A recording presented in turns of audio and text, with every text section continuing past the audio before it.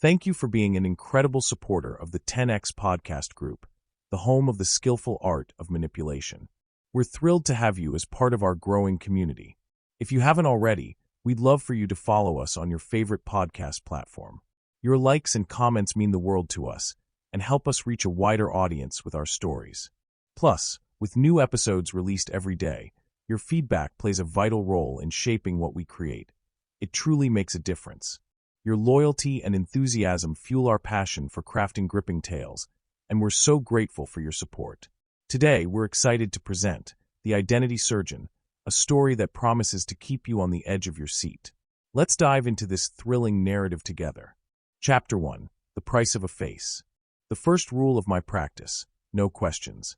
People walk into my clinic looking like ghosts of themselves, desperate, panicked, their entire existence hanging by a thread. Some arrive alone, trembling under the weight of their past sins.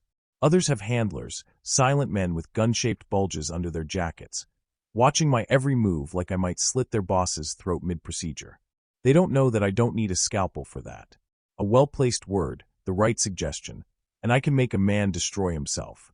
I've seen it happen. Hell, I've orchestrated it. The world outside thinks of plastic surgery as vanity's playground. Nose jobs for aging actresses, lipo for middle-aged men trying to keep their mistresses interested. But what I do, what I offer, it's something much darker. A reset button for the damned. I don't deal with the petty or the privileged. My clients are the ones with everything to lose and no other way out. The untouchables. People who need to vanish before the world catches up with them. Cartel bosses who pissed off the wrong rival. Former intelligence agents burned by their own country. High-stakes criminals looking for a second chance at deception. I take their tired, hunted faces and sculpt them into something unrecognizable. New bone structure. New skin. New life. I've made kings out of nobodies. Buried the pasts of monsters.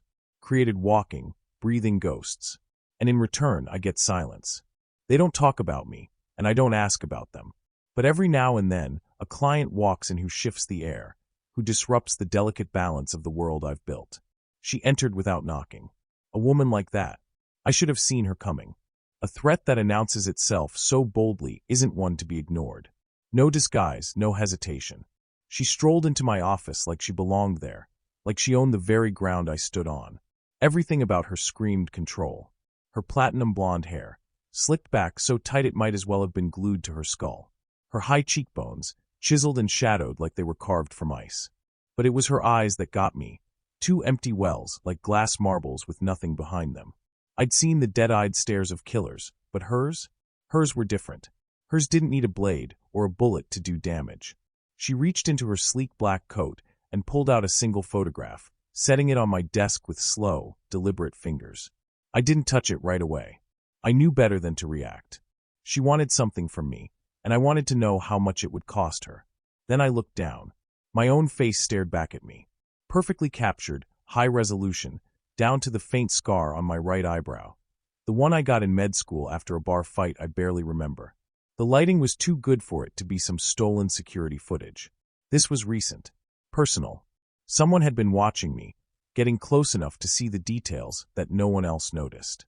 I leaned back in my chair, fingers steepling under my chin, the slow pulse of suspicion thick in my chest. I don't do doppelgangers for people who are still alive. Her lips curled at the edges, the shadow of a smile, but there was no warmth to it. Then consider yourself dead. She said it with the kind of certainty that made my stomach tighten, like she wasn't making a threat, just stating a fact. Like my death had already been arranged, scheduled, and I was the only one who hadn't gotten the memo. I exhaled slowly. I'd dealt with psychopaths before. Men who would slit a throat before they finished a sentence. Women who could smile while they poisoned a man in broad daylight. But this was different. She wasn't just another client. She was something else entirely. And if I wasn't careful, she'd be my last. Chapter 2. A Face Worth Killing For. The weight of her words settled over me like a slow choking fog. Then consider yourself dead. I'd been threatened before. It came with the job. People in my line of work weren't exactly friendly. I dealt with the desperate, the dangerous, the ones who didn't give a damn about rules or ethics or anyone's life but their own.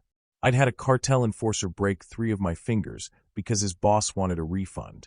I'd been choked half unconscious by a former intelligence operative who changed his mind mid-procedure and thought killing me would undo the work. I had even watched a client walk into my office one day, pay me a fortune for a new face, then return a week later with a bullet in the forehead.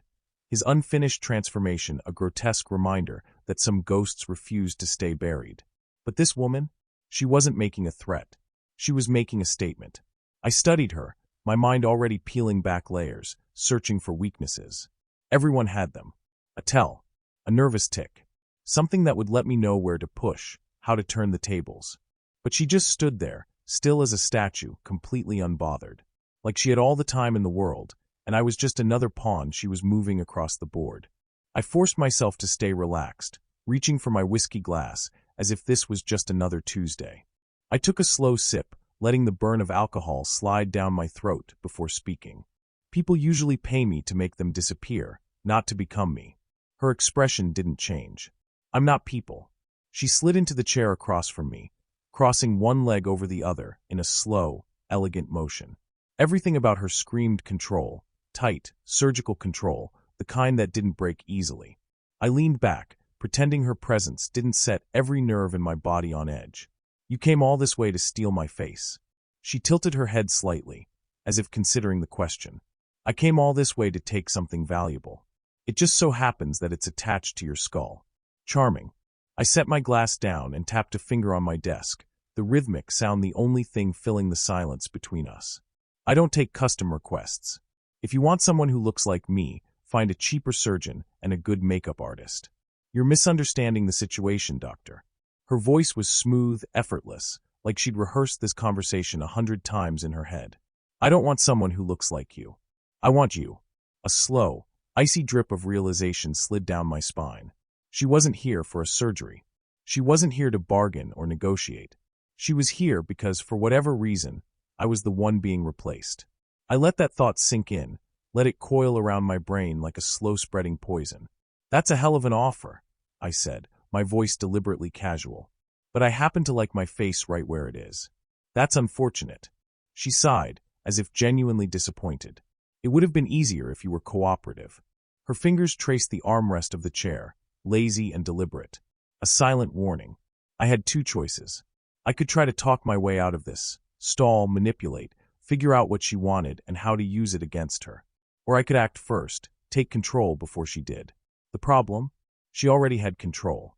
I wasn't in charge of this conversation. I was reacting, which meant I was already losing. I had to change that. Fast. I pushed away from my desk, exhaling like I was considering her words. Tell me something, I said, rising to my feet. What do you actually know about me? She didn't blink. Enough. Enough to kill me? I raised a brow. Because if you're planning on replacing me, you should know that I'm not just a surgeon. I took a slow step around my desk. I have other skills. Her lips quirked, the smallest hint of amusement. Is that a warning? I smirked. It's a friendly heads-up. A bluff, mostly. But I needed her to hesitate, even for a second. Because I knew something she didn't. She wasn't alone.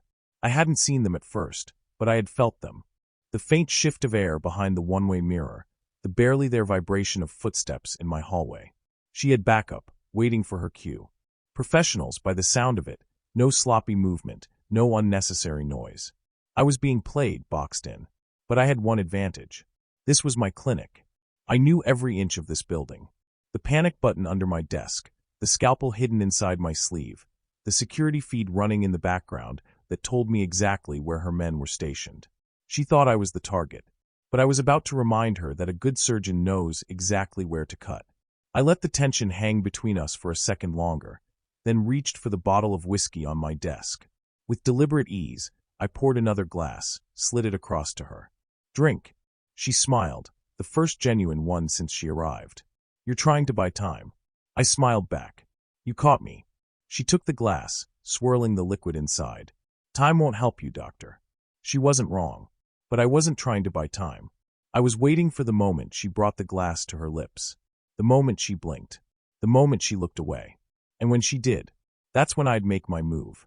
Chapter 3. Precision Cuts. I waited. Patience in my field is the difference between beauty and butchery. A fraction of an inch, a half second of hesitation, a slip of the hand. Any of these could ruin a masterpiece. And make no mistake, my work was art. Sculpting flesh, restructuring bone, carving a new identity into the body of a desperate man or woman. I thrived on control. But here, I was at the mercy of a woman who had walked into my clinic and told me, without flinching, that she planned to take my face. And my life. The whiskey glass hovered near her lips, her eyes locked on me even as she swirled the liquid absently in the dim light of my office. A cruel game. She knew what I was waiting for. She wasn't an idiot. But even the smartest people make mistakes. Even the most careful killers let their guard slip. Even she, this cold-blooded predator in silk, had human flaws. I just had to find them. Her nails tapped against the glass, long and sharp, a rhythm as deliberate as a countdown. She wasn't in a hurry. She was enjoying this. Testing me, watching for cracks in my composure. Fine. Let her look. She'd see nothing but a man who had been in worse situations. A man who had dodged bullets, both literal and figurative, more times than he could count. A man who knew that, in a fight like this, the winner wasn't always the strongest. It was the one who struck first. Her gaze flickered. Not a full blink, just a flicker, just enough. I moved. Fast. I lunged across the desk, knocking the whiskey glass from her hand, sending amber liquid splashing across the mahogany surface. Her chair tipped slightly back as she tensed, but I wasn't aiming for her. I was aiming for the scalpel I had taped to the underside of my desk. A precaution. Always. My fingers wrapped around the handle, and in one smooth motion, I wrenched it free and slashed upward. She was fast. Too fast. She jerked back just enough to avoid the blade slicing her throat, but not enough to escape unscathed. A thin red line bloomed across her cheek, sharp as a painter's stroke. Her head snapped to the side with the force of the near miss, and for the first time since she entered my office, I saw real emotion in her eyes. Surprise.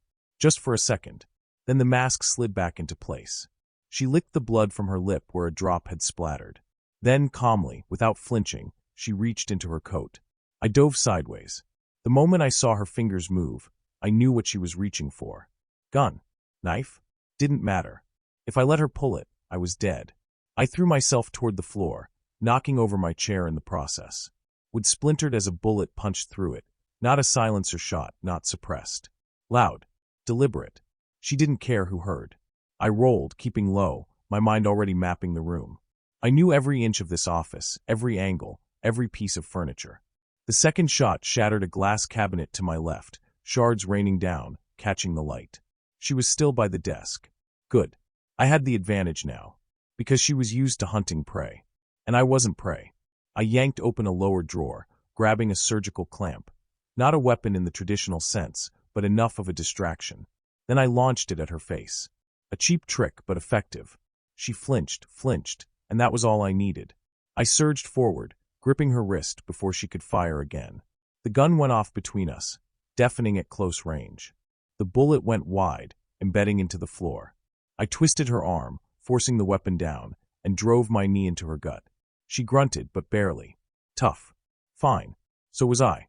She tried to yank back, but I twisted harder, forcing her hand open.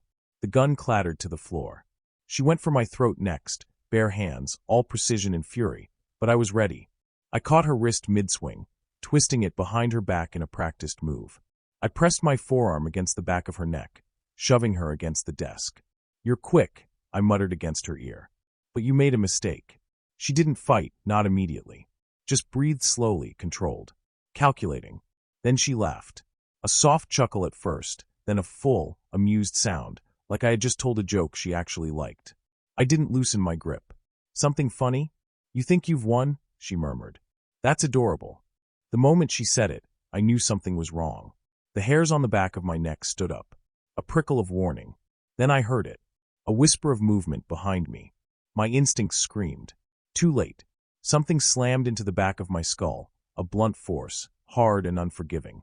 My vision flashed white-hot for a split second before going black.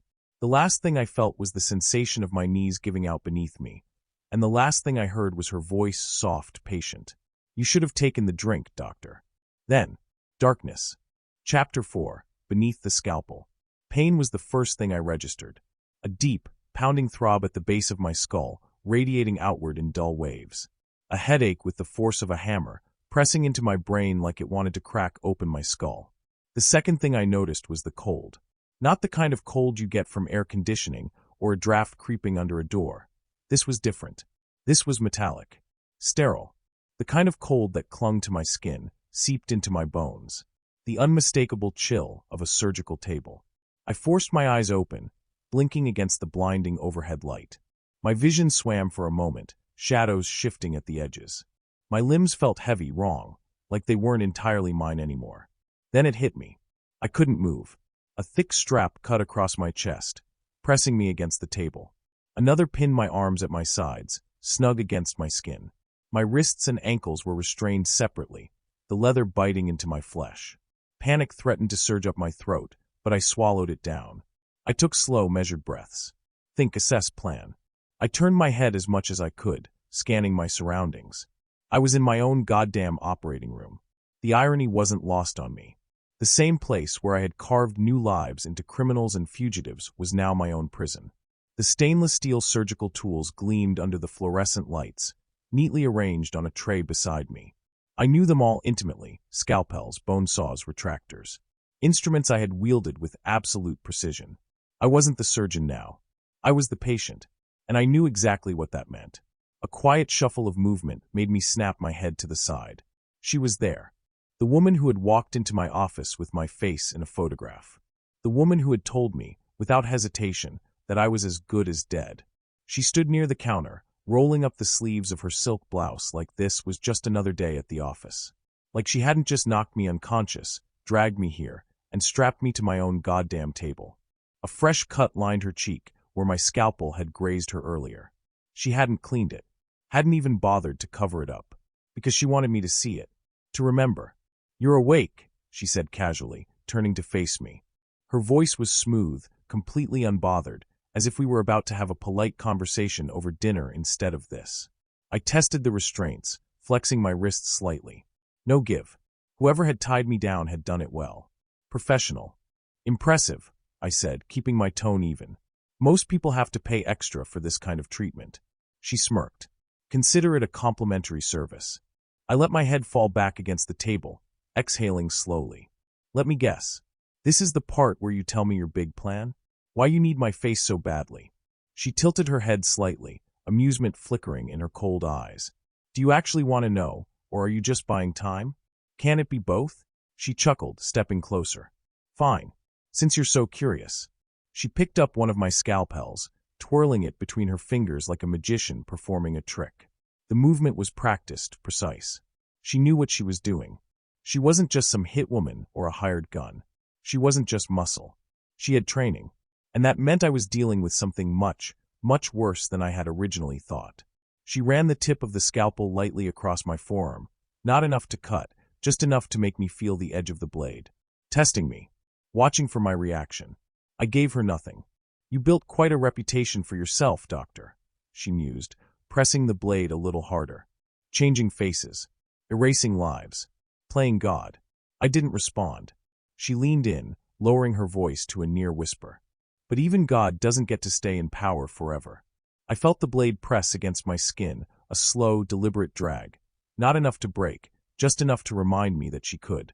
That she would. I forced my breathing to remain steady. You want my face? Fine. But you still haven't told me why.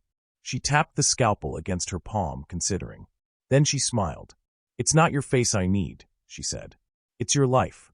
I narrowed my eyes. What the hell does that mean? It means, she said, stepping back, that you've been chosen. That was new. I had expected the usual answers, a contract hit, a stolen identity, maybe revenge for some client I had wronged. But this was something else. I stared at her, trying to piece it together. Chosen for what? She walked over to a small stainless steel table and pulled something from a manila folder. A single sheet of paper. Then she held it up so I could see. My own death certificate. My chest tightened. The name was mine. The date was blank, but everything else was there. Cause of death listed as an accidental overdose in a cheap motel. A standard story. No one would ask questions. No one would look for me. She set the paper down, watching me. They want you gone, doctor. Who's they? I asked, voice tight. She just smiled. That part, she said, doesn't matter. I clenched my jaw, my mind racing. Someone had set this in motion. Someone powerful enough to forge a death certificate before I was even dead. Someone who wanted me erased, my clinic shut down, my work wiped from existence. And she was just the scalpel they were using to make the first cut. She leaned down, close enough that I could see the faint reflection of the surgical light in her cold, dark irises. "I'm going to do something very special for you, doctor." I didn't speak. She reached up, pressing a single fingertip to the cut on her cheek, the one I had given her. "I'm going to take my time with this," she murmured. "I'm going to carve you apart piece by piece. And when I'm done," she smiled, "I'm going to walk out of here with your face." The words hung between us, sharp as the blade in her hand. And for the first time in a long, long time, I felt something I hadn't felt in years. Real, visceral fear. Chapter 5. The Man Who Would Die Twice. Fear is a funny thing. People like to think they understand it, that they've felt it before. Jump scares in horror movies, the brief rush of adrenaline when they narrowly avoid a car accident, the fleeting terror of waking from a nightmare. But real fear? The kind that sits in your chest like a lead weight, pressing down on your lungs until you can barely breathe? The kind that whispers, "You're going to die here, and no one will ever find you"? That's a different beast entirely. And as I lay there, strapped to my own surgical table, staring into the cold, unblinking eyes of the woman who had declared she would wear my face, I realized something. I wasn't afraid of dying. I was afraid of losing myself before I did. Her words echoed in my head. "I'm going to walk out of here with your face." Not metaphorically. Not figuratively. She meant it literally. The weight of that realization settled over me like a sheet of ice. She wasn't going to kill me cleanly. She wasn't going to shoot me in the head, dump my body in a river, and be done with it. No, she was going to take my identity, peel it off like a second skin, and slip into it as if she had been me all along. And I would be left as a nameless, faceless corpse, just another missing person, another unsolved case, a footnote in a police report that no one would care to investigate. Unless I stopped her. She was still watching me, still waiting. She knew what I was feeling, what was racing through my head. And she was enjoying it. That's when I understood something else. She didn't just want to kill me. She wanted me to break first. She wanted me to feel the fear, to drown in it, to know, really know, that I had lost. And that's why I couldn't let her see it. So I forced myself to breathe. I forced my pulse to slow, my muscles to relax. I met her gaze, and I did the hardest thing I had ever done in my life. I smiled. A slow, deliberate, fuck you kind of smile. Her expression didn't change. But something flickered in her eyes. A shift. Not much, just the faintest twitch, the subtlest crease of her brow. But it was enough. She hadn't expected that. Good. Because if I was going to get out of this alive, I needed every advantage I could get. She turned away, setting the scalpel down with a quiet click on the stainless steel tray beside me. "You're an interesting one, doctor," she murmured, almost to herself. "Most people in your position would be begging by now." I let my smirk widen. Most people don't know what they're doing with a scalpel. She glanced back at me, curiosity flickering across her face. "And you do." I chuckled, the sound low, controlled. "I don't just change faces, sweetheart. I build them." I shifted slightly in my restraints, enough to make it look effortless. "I know every nerve, every muscle, every hidden flaw under the skin. You think you're just going to cut and paste? You think you can make yourself me? You don't have the skill." I was bluffing. Not about my knowledge. That was real. I knew more about the human face than anyone else on this goddamn planet. But I had no leverage, no weapons, nothing but my words. So I had to use them like scalpels. She considered me for a moment. Then she picked up a different tool, a pair of surgical forceps, and ran a finger along the length of the metal. "You think I need to be a surgeon?" she asked, tilting her head. "You think I'm here to do this myself?" Something in my stomach clenched. She smiled then. "Oh, doctor, you've been looking at this all wrong." She reached down, grabbing the manila folder she had pulled out earlier, the one with my death certificate inside. But this time, she took out a second document. She turned it around so I could see. I felt the air leave my lungs. It was a medical authorization form. My signature was at the bottom. My real, actual signature. And above it, the typed-out order. Full facial reconstruction. Subject, Dr. Nathaniel Grayson. I stared. My mind spun, scrambled, tried to make sense of it. That wasn't possible. I hadn't signed that. I hadn't. Had I? Something cold curled in my gut. I thought back. Every contract I had ever signed, every patient consent form, Every document I had absent-mindedly scrawled my name on over the years. How many times had I signed papers without reading the fine print? Had they gotten to me before this? Had they made me approve my own death, without even realizing it? I looked back up at her, my pulse thudding like a war drum in my ears. Who forged that? She raised a brow. Forged. She chuckled. Oh, doctor. That's your handwriting. The room felt smaller. Tighter. I forced myself to keep my breathing steady. You still need me alive, I said, grasping at logic, at reason. Even if you have my signature, you still need. She cut me off with a slow shake of her head. No, Nathaniel. Hearing my name in her mouth made my skin crawl. She reached into the folder again and pulled out something else. A photo. She dropped it onto my chest. I stared down at it. It was me. Or at least it should have been. But the man in the photo, the man with my face, was sitting in a restaurant, drinking a glass of wine, laughing at something across the table. He looked real. He looked natural. And he was already out there, living my life. My stomach turned to ice. How? I whispered. She stepped closer, leaning down. You were never the only one, doctor. Her voice was soft, almost kind. And that was the moment I knew. This wasn't just a job. This wasn't just one person stealing one face. This was bigger. This was something else entirely. And I was just the latest cut. The latest piece of flesh they were about to discard. Unless I found a way to turn the scalpel back on them. Chapter 6. The Man Who Shouldn't Exist. The photograph on my chest felt heavier than the restraints pinning me to the table. I couldn't stop staring at it. At him. A man with my face. My features. My goddamn expressions. He wasn't some botched, plastic imitation. He wasn't some uncanny valley knockoff with stretched skin and dead eyes. He was me. Laughing. Drinking. Living. And if I hadn't woken up strapped to this table, staring at my own forged death certificate, I might have believed this was just a random doppelganger. A coincidence. But I wasn't that naive. Coincidences didn't walk into my clinic, sit down in my chair, and order my own goddamn face. I tore my gaze away from the photo and looked at her. The woman standing over me. The woman who had orchestrated all of this. The woman who, only hours ago, had calmly informed me that she would be stealing my life. She was watching me carefully, her head tilted slightly to the side like she was trying to see inside me, to peel back my skull and watch my brain process the impossibility of what she had just revealed. I took a slow breath. I had two choices: lose my mind, or control the cut. I chose the latter. I forced myself to relax, pressing my head back against the surgical table, exhaling through my nose like I was merely contemplating a particularly difficult chess move. I wasn't going to give her the satisfaction. If she was waiting for me to scream, she'd be disappointed.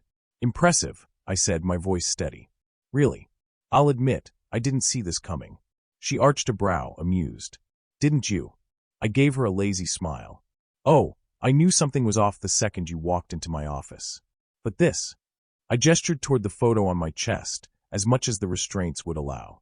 A full replacement? That's some next-level shit. Her lips curved, and I knew then that she wasn't just some nameless assassin carrying out orders. She was invested in this. This isn't new, doctor, she said, picking up the photo and holding it between two fingers, tilting it slightly as she studied it. You of all people should know that. I did. God help me, I did. Because I wasn't the first. I had done this before. Not for myself. Not like this. But for others. Over the years, I had worked on clients who had given me two faces. One they wanted erased, and one they wanted created. I had built new people from the bones of the old. I had taken men who were being hunted and turned them into their own killers. But I had never imagined being on the other side of the scalpel. You're good, I admitted. Whoever you work for, better than I expected. You got the signature. The paperwork. A man walking around in my skin. But there's one problem. She lifted a brow, as if humoring me. Oh, I met her gaze head-on.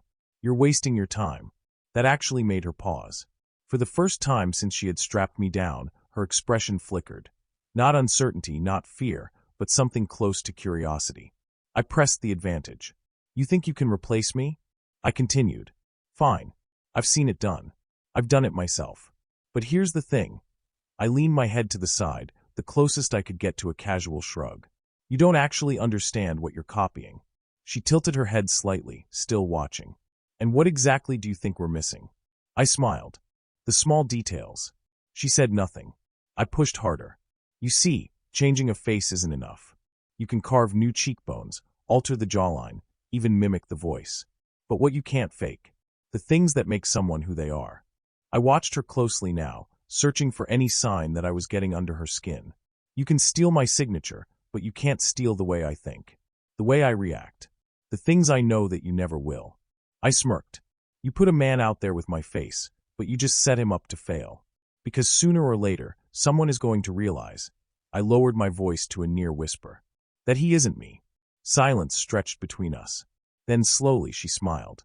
Clever, she murmured. You're trying to plant doubt. I shrugged again, as much as the restraints allowed. No need. The doubt is already there. Otherwise, you wouldn't still be talking to me. She tapped the edge of the photograph against my chest, thoughtful. Then, to my surprise, she turned and untied my left hand. I didn't move. Not yet. I wasn't stupid.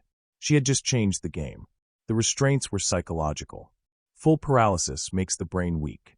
But now, with one hand free, she had given me a sliver of power back. Why? Because she wanted to see what I would do with it. She stepped back, arms folded, waiting.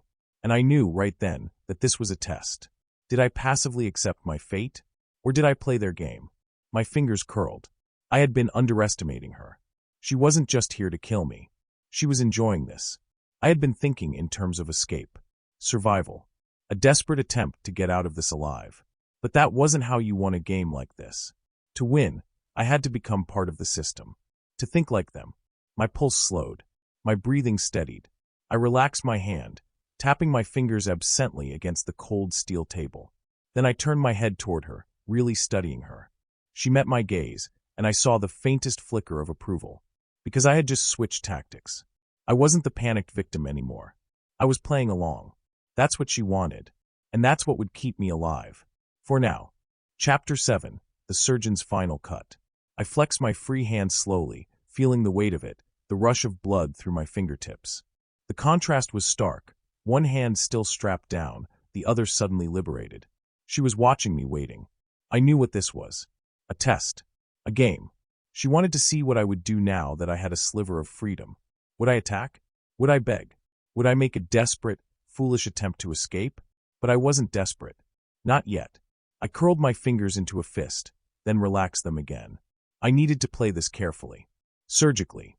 She had underestimated me before, had assumed I'd break the moment she showed me my own death certificate, the man walking around in my skin, the paper trail that already declared me legally dead. But she had made a mistake, a subtle one, buried beneath all her control and precision. She had let me see too much. People like her? They think fear is a scalpel, a delicate instrument that can carve obedience out of flesh. But fear is also a mirror. It reflects, distorts, shows you things you never meant to reveal. And she had revealed plenty. For one, she wasn't working alone. There was an organization behind this. A large one. Powerful. No simple crime syndicate could pull off identity replacement on this scale. This wasn't about killing one man. It was about erasing and replacing him without the world noticing. Second, she wasn't in charge. She was important, yes. High up the chain, maybe even the one orchestrating this particular operation. But there was someone above her, pulling the strings, and that meant she had limitations. And third, she enjoyed this too much. I had seen killers before, real ones, the kind who didn't hesitate, who didn't draw things out unnecessarily. The truly dangerous ones didn't gloat. They didn't play with their food. They got it done. But her? She liked the game. She needed me to participate. And that meant I had leverage. I took a slow breath, tapping my fingers against the cold steel of the surgical table. You know, I said casually, I was thinking about something. She raised an eyebrow, amused. Were you? I nodded. Yeah. This whole operation, it's impressive. The fake paperwork, the duplicate, the fact that someone's already out there pretending to be me. I tilted my head slightly, watching her reaction. But I can't help but wonder. I let the sentence trail off. Her gaze sharpened. Wonder what? I smiled faintly. If you got it right. That made her pause. She hadn't been expecting that. I could see the flicker of calculation in her expression, the brief second where she considered what I meant. You seem very confident in your own uniqueness, she mused, crossing her arms. But the truth is, Doctor, people aren't that complicated. They think they are. They think they're special. But with the right data, the right training, anyone can be replaced. I chuckled. You actually believe that? She smiled. I know it. I shook my head. No. See, that's where you're wrong. I met her gaze, unblinking. Because even if your duplicate looks like me, talks like me, moves like me, he's still not me. Silence. Then she sighed, almost indulgently, like she was dealing with a stubborn child. You're stalling, she said. Maybe. I shrugged. Or maybe I'm right. She studied me for a long moment, then, without warning, she reached behind her and pulled a small remote from her pocket. I went still.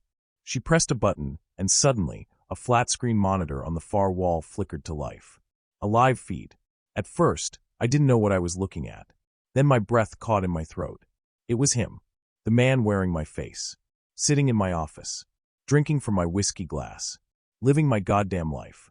I felt a cold, twisting rage coil deep inside me. He was comfortable, settled, like he had been doing this for years, like he belonged. She watched my reaction closely. Still so sure he's not you? I swallowed the fire in my chest, forcing my expression into something unreadable. You really think he's fooling everyone? He already has, she said smoothly. No one suspects a thing. I stared at the screen at him. Then I noticed something. A detail. A tiny, critical mistake. It was in the way he held his glass. I'm a surgeon. I use my hands for everything. And when I drink, I hold my glass a very specific way. Thumb here, index finger slightly curved, resting against the rim. It's a subconscious habit, something I don't even think about. But him? His grip was off. Slight. But wrong. And if I could see it, someone else would too. A crack. A weakness. I turned back to her, careful to keep my face neutral. You're right, I said finally. She raised an eyebrow. About. I exhaled. People aren't special. I gave her a wry smile. I'm just a face. A name. You win. Her expression didn't change, but I could tell she was pleased. Smart choice, she murmured. It'll make things easier for you. I nodded slowly. Yeah. Then I moved. Fast.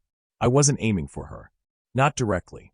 I flung my free hand toward the tray beside me, knocking over the scalpel she had so carelessly left there. The blade clattered to the ground. She barely reacted, because she didn't realize what I was really after. I grabbed the bone saw.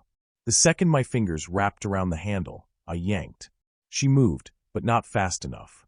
I swung with everything I had, slashing the sharp edge of the saw across her forearm. She hissed, a sharp intake of breath, but I wasn't done. I twisted, flipping my body hard, ripping my other arm free from the restraint. The leather burned against my skin, but I ignored it. She reached for her gun. I grabbed her wrist before she could aim.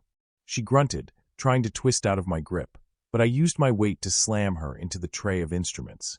Metal clattered to the floor. Then, bang, a gunshot rang out. I felt the heat of it graze my side, the pain immediate but distant. I ignored it. I wrenched the gun from her hand, twisting it. She cried out, staggering back. I didn't hesitate. I leveled the gun at her, breathing hard, sweat dripping down my face, blood pooling on the floor between us. She stared at me, chest heaving. Then she smiled. Actually smiled. You don't get it, she whispered. I gritted my teeth. Enlighten me. She licked her lips, voice low. You can't kill me. I didn't blink. Why not? Her smile widened. Because, she whispered, I'm already wearing a face that isn't mine. I pulled the trigger, and the bullet tore straight through someone else's identity. The end.